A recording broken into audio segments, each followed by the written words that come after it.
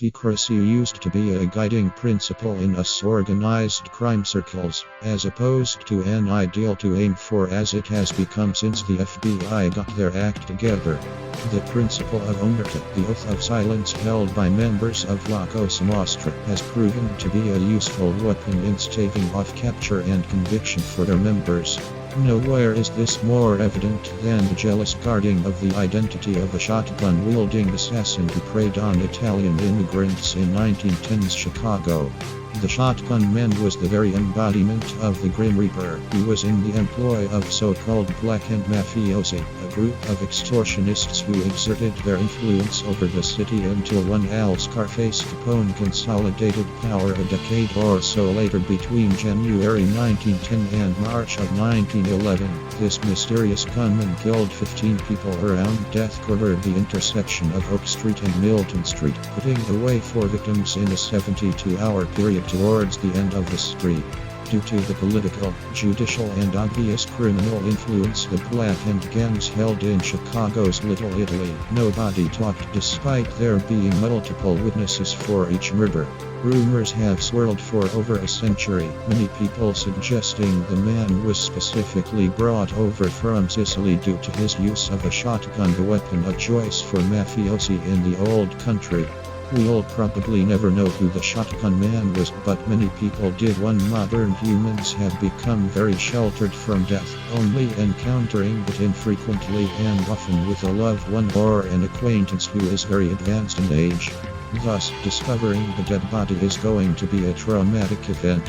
Discovering part of a dead body could arguably be even more horrifying. Colin Oliver was trudging along the road between Cuckfield to Bridges Hill, England, a 4.5-mile schlep, on Friday 11th October 1991. He was a hard-working warehouseman and, being in his 60s, Oliver had to make a quick diversion into a woodland near Bolney to take a whiz. There, in the undergrowth, wrapped in some carpet, Oliver found a bloody torso. The deceased was assumed to have been a man in his 60s. His head and hands were removed. One arm was cut 2 inches below the elbow with an axe or some bolt cutters, probably to remove an identifiable tattoo. Subsequent work on the case in 2011 has revealed that the torso was probably a man in his mid-30s/early 40s, was between 56 and 58 and was probably from southern Germany but had been in England for the last year of his life. To ride, let's lighten the mood with some kick-ass, rip-roaring, uplifting dystopian science fiction.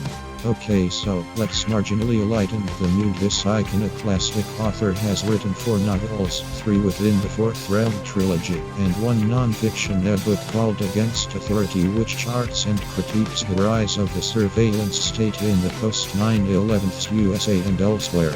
His recent novel Spark has had the right spot by DreamWorks. So why all the peak and no blue? Well, Mr. 12 Bucks goes some way to explain this in his interview with Stardate SG1 producer Joseph Malazzi.